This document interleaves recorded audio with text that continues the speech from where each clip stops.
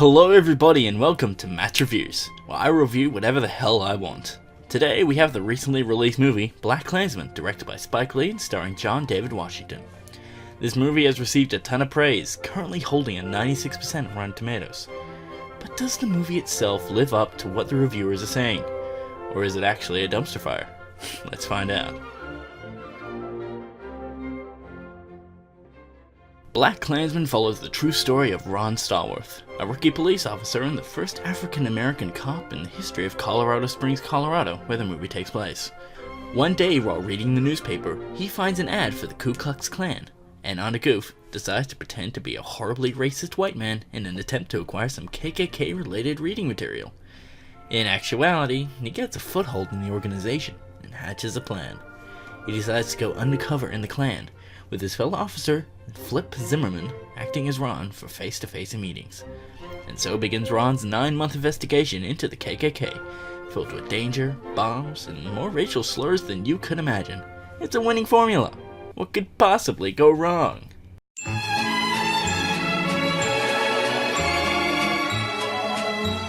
It's kinda hard to talk about the story since, as I said, it's based on true events. But since Hollywood just loves emphasizing that based on part like no tomorrow, there is still plenty to criticize here. One example of this is the obligatory romantic subplot that does very little for the movie. Patrice Dumas was slapped into the story to serve as a love interest for our protagonist, but doesn't really add anything to the story. I mean, she's there, sure, but she could just as easily not have been, and the movie would be no more worse for wear. Another thing added to the film was a scene involving a few of the Klan members attempting to blow up Patrice. But spoiler alert, they screw up and end up blowing themselves up instead.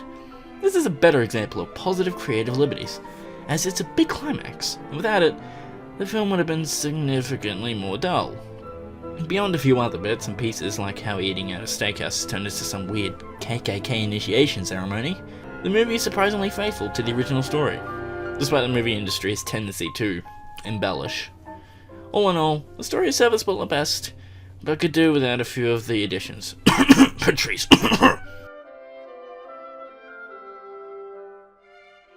For me personally, the acting was the best part of the movie. And while that isn't really saying much, I genuinely enjoyed some of the performances from the actors. John David Washington as Ron Starworth was the highlight of the movie, and Adam Driver was close behind, playing a very natural Flip Zimmerman. Beyond that, however, all the other performances range from decent to bad, with Paul Walter Hauser taking the title of worst performance with his character Ivanhoe. The character was just annoying, and had some of the most terrible drunk acting I've seen in a while. Of course, not everything regarding the performances can be blamed on the actors. Like the case with many of the Klansmen in the movie, a lot of their deliveries with some of the more harsh lines in the movie were actually very awkward. And it's abundantly clear that they simply aren't comfortable with the things their characters are saying, and I can hardly blame them for that. They are not easy things to just blurt out, and much of it is written very awkwardly, feeling more like parody than the real thing. Although it's hard to say for sure without knowing how these sorts of conversations actually go in the KKK. There probably aren't many actors who could succeed in making it sound natural, that's for sure. Overall, the acting has very few high points, very few low points, and a whole lot of mediocre.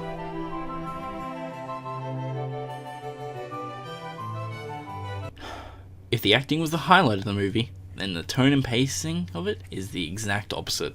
This movie suffers from a big identity crisis, being that it doesn't seem to be able to decide between being funny and lighthearted, and being dark and serious. Now, this on its own isn't a bad thing. Many movies are able to handle both very well, but what makes BlackkKlansman different is the fact that it jumps erratically between the two, with no room to transition smoothly. This leaves these moments feeling very jarring when they come out of nowhere. You'll be watching the movie and thinking, haha, that lady is stupidly racist and it's funny to hear her talk, to, oh god, why is that guy pointing a gun at Flip telling him to take a lie detector test and show him his dick, in the span of 30 seconds, and it just feels wrong. In all fairness though, that scene was getting rather interesting, until they suddenly cut it short and it ended abruptly. Which brings me to the pacing. Now, pacing is an important part of any movie. It's the kind of thing you don't normally notice unless it's really good or really bad. BlackkKlansman falls under the latter, Some of the scenes in the movie just tend to drag on and on and on far longer than they have any right to, which slows the movie to a grinding halt when it happens. This would be partially tolerable if the movie at least gave you some interesting visuals to keep you entertained, but for most of these, that isn't the case. One scene guilty of this is the Kwame Ture speech early in the movie, where Kwame talks at a Black Power event for a painfully long amount of time. While this is going on, all the eyes get to look at is Kwame and the crowd at different angles, or random shots of the audience's faces fade in and out on the screen. They all have the same blank stare the whole time, and the editing looks like a high school student did it in an afternoon. On the other end of the spectrum, there are scenes that begin to rush in the end and throw the entire scene's pace off balance. The aforementioned lie detector scene is a decent example of this, as it starts off good, but just suddenly rushes to a conclusion as Ron creates a distraction to bail out. Thankfully, this at least makes sense, so it's easily forgiven, but it still feels like they were desperate to end the scene all of a sudden. Overall, the creators of this movie needed to better prioritize what scenes needed more time, and what scenes needed less.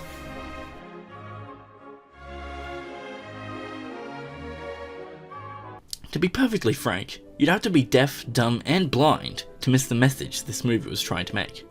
As you would no doubt guess from the subject matter of this movie goes for the simple, racism is bad message. And that is perfectly fine. Racism is indeed a bad thing, and there wasn't really much room for this particular movie to make any other sort of message. That, however, does not mean this movie gets off scot-free in this department, and that's because this movie likes to play pretend. BlackkKlansman is in no way a deep or thought-provoking movie, but it wants you to think that it is. While the base message is perfectly okay on its own, it's incredibly simple and almost never goes beyond the surface level. The only exception I can think of is a scene where Flip is talking to Ron about his Jewish heritage, and how he was never raised Jewish or even thought about that side of him until he started his undercover work in the KKK. With everyone around him talking about the Jews, he started thinking about it. This scene legitimately made me think. I thought about how parts of our identity can be made more or less relevant based on what those around us are saying, and how it can skew our perception of these traits. It was a good scene, but it doesn't last very long, and is never brought up again.